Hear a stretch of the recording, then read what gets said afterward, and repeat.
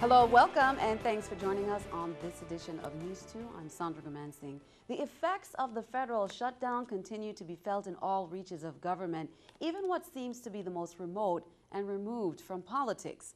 News 2's April Knight shares the effects of the shutdown on the territory's national parks.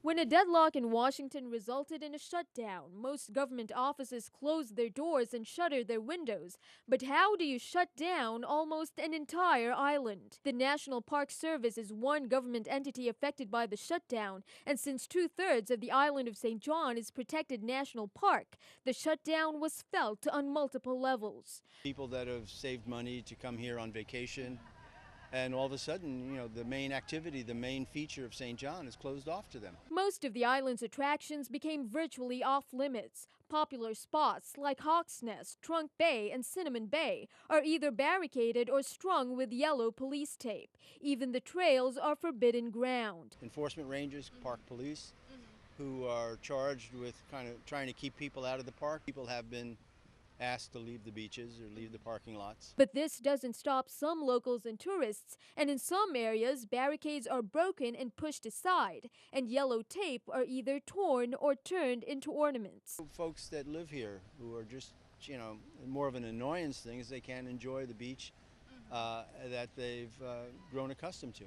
Local businesses also felt the blow. The economy is very slow on the island, so it's unfortunate that what little income that people would be making who work, with the park or in park activities, they're losing out on that, and it's really impacting their livelihoods. The island of St. John, paradise to many, seems worlds away from Capitol Hill, but the shutdown has shown that even this paradise can't get away from the long arm of politics. April Knight for News 2. St. John residents are gathering at Maho Bay on Sunday, October 6th at 1 p.m. to protest prohibited access to park areas.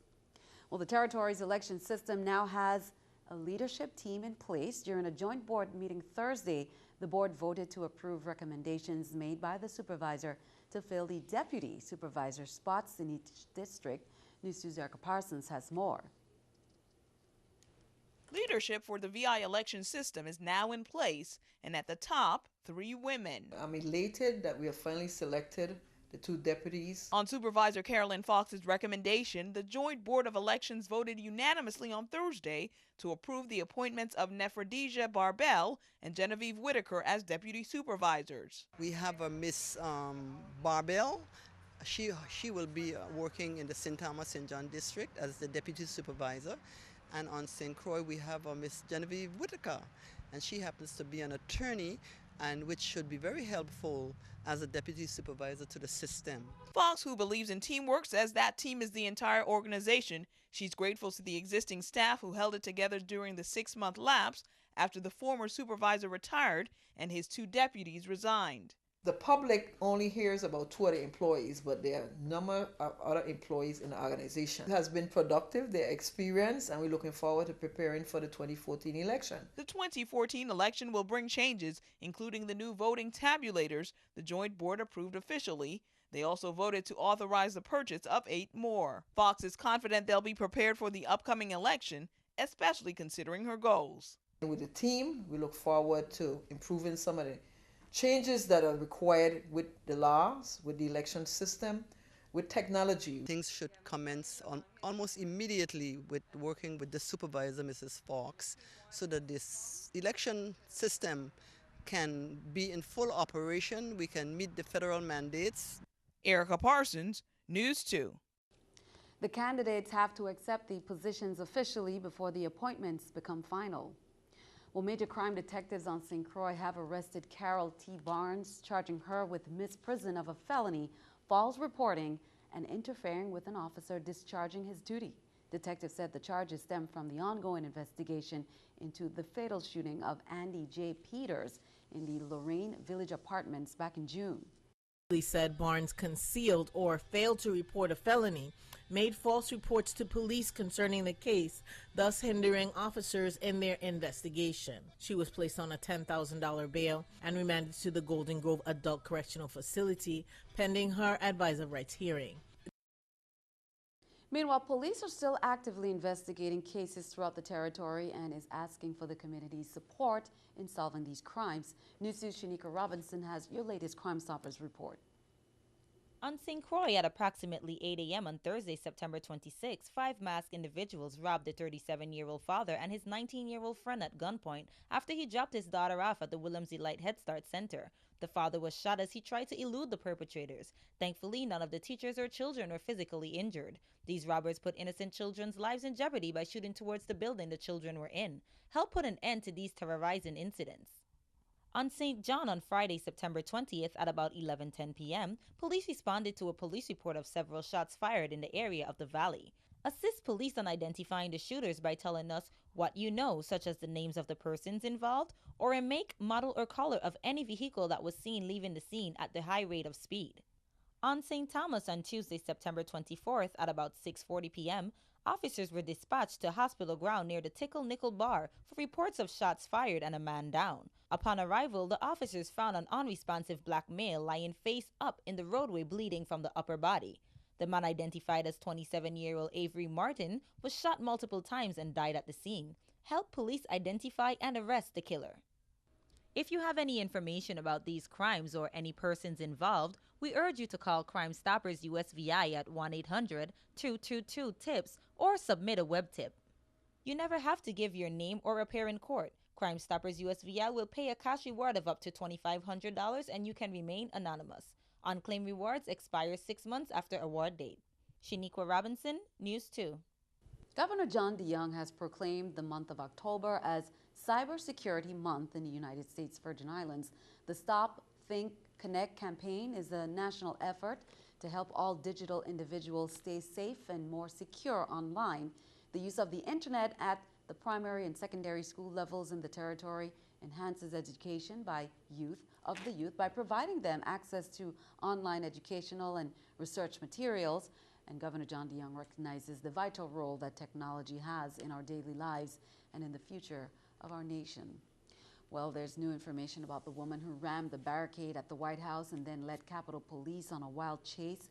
Police say she made delusional comments about conversations in her head with President Obama. Danielle Nottingham has the latest details from Washington. Law enforcement sources tell CBS News 9 months before Miriam Carey rammed her car into a White House barricade, she told Connecticut police President Obama had put her home under electronic surveillance and that she was communicating with him. Carey told police she was a prophet and predicted the president would put the city of Stamford under a lockdown. Delusional statements that President Obama was listening to her and communicating and so on. So they're going back over those reports to see if any of that can enlighten them. Carey was not armed when she led police on a high-speed chase from the White House to the Capitol. Her 1-year-old daughter was in the back seat. Police say they opened fire on Carey because she was using her car as a weapon. Her daughter is now in protective custody. Investigators believe Carey drove straight here to Washington from her home in Stamford Thursday, but why she made the 4.5-hour trip with her daughter is still unclear. Dr. Brian Evans, a periodontist in Hamden, Connecticut, said Carey worked as a hygienist in his office for about 2 years before she was fired last year. Sometimes it just doesn't work out. There was nothing unusual about her leaving our office. Sources tell CBS News Carey had fallen and hit her head last year, and afterwards her behavior changed. Relatives and friends suggest she was battling depression. Danielle Nottingham, CBS News, Capitol Hill. And keeping our eye on the economy, the Labor Department did not release the September monthly unemployment numbers as scheduled today. A cyber attack on the company that makes Photoshop exposed the credit card numbers of nearly 3 million customers. Adobe Systems says it is notifying users and resetting passwords. Federal law enforcement is helping with an investigation. Well, Instagram says it's going to start showing advertisements. The makers of the mobile photo sharing app says you can expect to see photo and video ads popping up in the coming months. Part of Instagram's appeal has been its lack of advertisements. This is the New York Stock Exchange, Scotiabank Stock Market Watch. Everything up. The Dow 76, NASDAQ 33, S&P 11. Coming up on News 2, many students were dancing to the beat of the drums and learning something about music in the process. Who was the teacher? None other than the queen of percussions, Sheila E.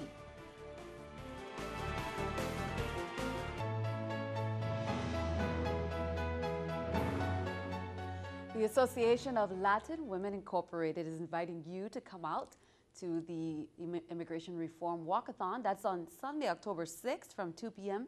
next to Adelita Cancrine Junior High School at the Fort, going all the way to the Fort Christian parking lot. Members stop by to talk about the importance. There are people that want a better living, and this is a perfect opportunity for them to, have a legal way of doing it and not having their self be, wrongfully influenced or their honor being deprived from them or anything. It's just a way that they have an opportunity is right there for them. Just come and take it. Esperamos contar con el apoyo de todos. Esto es, aunque estamos representando la Asociación de Mujeres Latinas Servir es Vida, es en apoyo a todas las familias, en apoyo a la reforma migratoria por la unión familiar. Wonderful event there. She has led the glamorous life on the music scene. Her talents over the years has earned her the title of the Queen of Percussions. Sheila E. is a Grammy-nominated singer, drummer, and percussionist who has been doing a lot more than we realize. Now, some VI students were moving to the beat of a different drum on Friday during a music workshop over at the Reichel. Drum roll, please. Many students were moving to the beat of the drums and learning something about music in the process. Who was the teacher? None other than the Grammy Award-winning Queen of Percussions, Sheila E. Whatever you want to do when you get ready to practice to play different types of music, you have to practice every day. You have to learn your craft. So when you go to do an audition, you have to make sure that you are equipped to be able to play and that you feel confident about yourself. You walk into a situation and you're not prepared, you're not going to feel confident about what you're doing, so you have to. You have to be on time, you have to practice, you have to be respectful. A free workshop led by Sheila E. was held on Friday at the Reichel Center for the Arts on St. Thomas. It was presented by the VI Council on the Arts. Sheila Escovedo was born into a musical family, the eldest child of Pete and Juanita Escovedo. She started playing with the family instruments at the age of 3. From age 17, Sheila has recorded and toured extensively with renowned artists such as Babyface, Natalie Cole, George Duke, Gloria Estefan, Marvin Gaye, Herbie Hancock. My dad's name is Pete Escovedo, and you can Google him as well. He played with Santana, he played with Anita Baker, Stan Kenton, a lot of jazz artists, Cal Jader. But he also has his own bands, and my dad has about 20 records that he's done. So if you look up Pete Escovedo, the Escovedo family, you'll see my brothers play, we all play together as a family as well. My cousins play, my uncles play. We have a family full of musicians. In 1983, Sheila caught the attention of Prince and changed her name to Sheila E. And Prince helped her record her first solo album, The Glamorous Life. My inspiration was my dad. My dad was playing percussion ever since I was born, so I always watched him play percussion in the house, and all the percussion would sit up.